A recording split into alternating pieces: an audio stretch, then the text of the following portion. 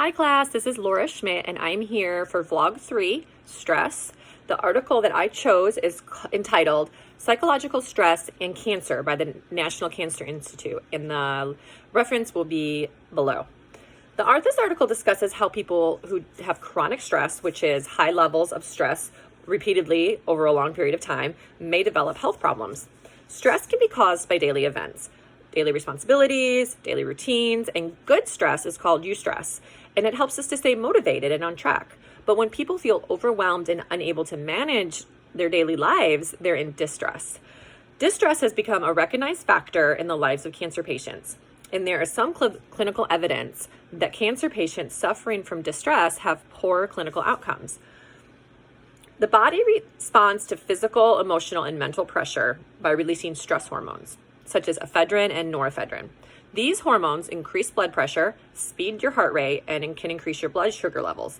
These changes were beneficial at one time because it allowed a person to act with greater strength and speed when they're trying to escape a threat. But research shows that people who experience intense, long-term chronic stress have more digestive problems, fertility problems, urinary problems, and they have an overall weakened immune system. Chronic stress also leads to more headaches, sleep trouble, depression, anxiety, and being more prone to viral infections such as the flu or the common cold. This article explains that although chronic stress can have a host of physical and mental problems, their evidence that it causes cancer is weak. Some studies have shown a link, and some studies have shown that there's not a link to chronic stress and cancer. A link between developing cancer and psychological stress could happen in several ways. People who are under stress could develop habits that are cancer-causing, such as smoking, drinking, and overeating. Engaging in these activities will increase one's risk for cancer. People who have cancer find the effects of the disease to be stressful. Cancer patients who deal with this stress in an unhealthy manner, such as drinking, smoking, becoming sedentary, have a worse prognosis and a poorer quality of life after cancer. In contrast, cancer patients who choose to deal with the stress of cancer in a positive way by implementing more physical activity, meditation, and other relaxation techniques have lower levels of anxiety or depression, and this will improve the quality of life even if there's no evidence that managing stress that way improves cancer survival. Evidence from experimental studies does suggest distress can increase a tumor's ability to grow and spread. Some studies in mice and human cancer cells grown in a laboratory have found that the stress hormone norepinephrine may promote metastasis of cancer cells.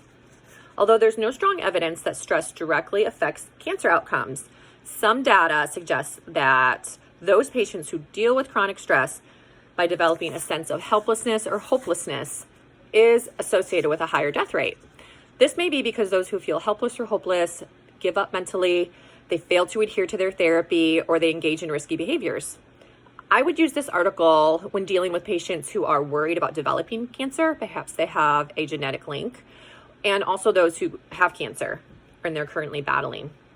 I would discuss with these clients how dealing with stress in a positive way will help them deal with the treatment, and keeping a positive outlook has been correlated with a more positive outcome.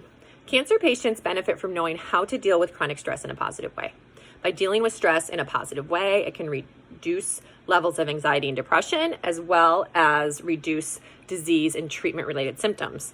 So a few of the stress relieving techniques that I would suggest would be relaxation and meditation, especially for those patients who are in treatment and may not feel well or have a lot of energy. I would suggest exercise and physical activity for those who can do that, talk therapy, support groups, cancer education groups, and also medications for depression and anxiety if other methods do not work. By helping my clients understand the connection between how they handle chronic stress and cancer treatment recovery, I can help them make a plan where they feel in control in a hectic, uncontrolled environment. I would share with my clients Proverbs 17:22. A cheerful heart is good medicine, but a crushed spirit dries up bones. How one views their current stressors and how one visualizes the outcome of those current stressors has a huge impact on how one deals mentally and physically with life during and after any huge stressor, such as an illness like cancer. So cancer brings stress, and a patient can choose how to deal with that stress. A positive view and healthy stress relieving techniques leads to a better life and better outcomes. Thank you.